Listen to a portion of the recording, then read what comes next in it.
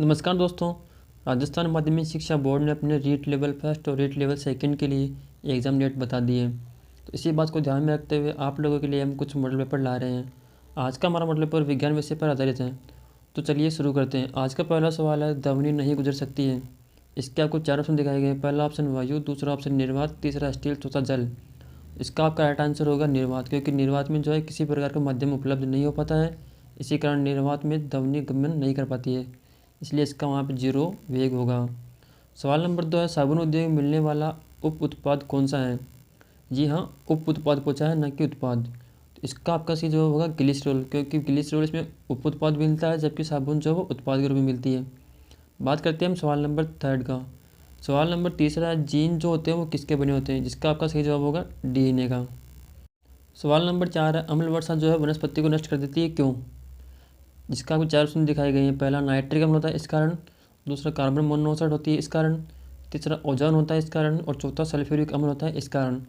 इसका आपका सही जवाब होगा सल्फ्यूरिक अम्ल के कारण, क्योंकि अम्ल वर्षा में जो है कार्बन डाइऑक्साइड और सल्फर डाइऑक्साइड आपस में मिलकर सल्फ्यूरिक अम्ल का निर्माण करते हैं, और ये सल्फ्यूरिक अम्ल जो है वनस्पति को नष्ट कर देती है।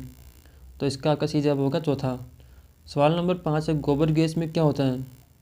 जिसका आपका सही जवाब होगा मीथेन, क्योंकि गोबर गैस में मीथेन लगभग 75% तक होती है। अगला सवाल है, अंगूर का किण्वन करना कौन सा परिक्रम है। पहला रासायनिक, दूसरा भौतिक, तीसरा एवं भी दोनों, चौथा ऑप्शन कोई नहीं। जिसका आपका सही जवाब होगा रासायनिक परिवर्तन।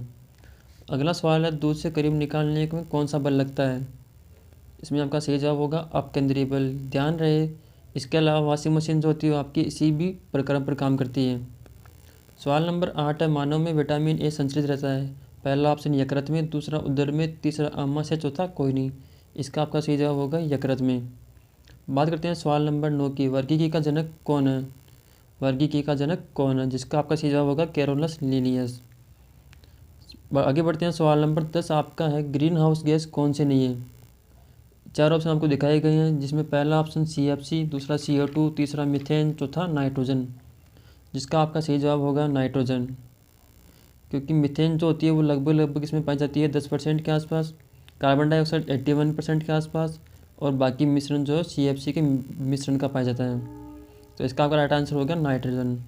अब बात करते हैं अगले सवाल की। थर्म जो किसकी यूनिट है। पहला शक्ति की, दूसरा उष्मा की, तीसरा प्रकाश, चौथा दूरी। इसका आपका सही जवाब होगा उष्मा का। अगला प्रश्न है, कार्डियक चक्कर की शुरुआत होती है। जिसका आपका सही जवाब होगा नीले के संकुचन से। अब बात करते हैं हमारे सवाल नंबर 13 की। हाइड्रोजन स्पेक्ट्रम की सबसे पहले व्याख्या किस वैज्ञानिक ने दी थी। जिसमें आपका सही जवाब होगा बोर ने।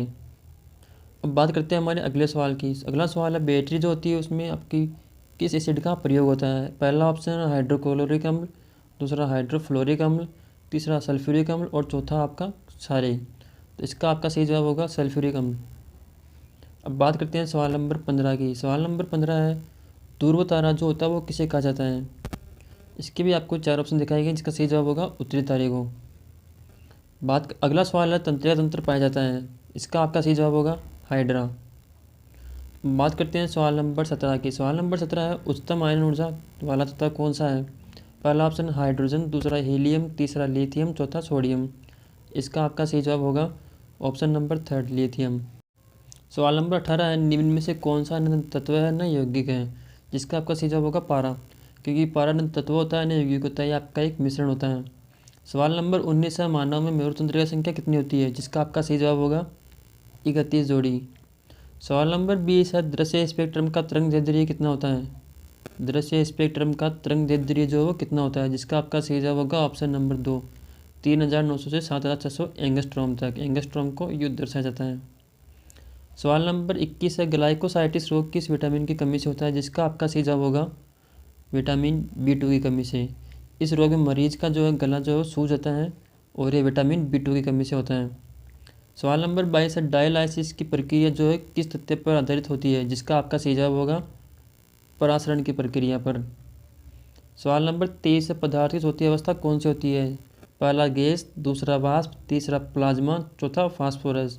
यहाँ पे आपका प्लाज्मा होगा, माफ़ कीजिएगा, प्लाज्मा आपका सही जवाब होगा ऑप्शन नंबर 3। सवाल नंबर 24 है, पित्तल जो होता है वो किसका एलॉय होता है। जिसका आपका सही जवाब होगा तांबे और जिंक का, जिसमें तांबा होता है 70% और आपका जिंक होता है 30%। 70:30 का। आज का हमारा लास्ट सवाल है, मानव द्वारा ज्ञात प्राचीन स्रोत कौन सा है ऊर्जा का, जिसका आपका सही जवाब होगा सौर ऊर्जा। अगर आपको वीडियो अच्छी लगी हो तो वीडियो को लाइक और शेयर जरूर।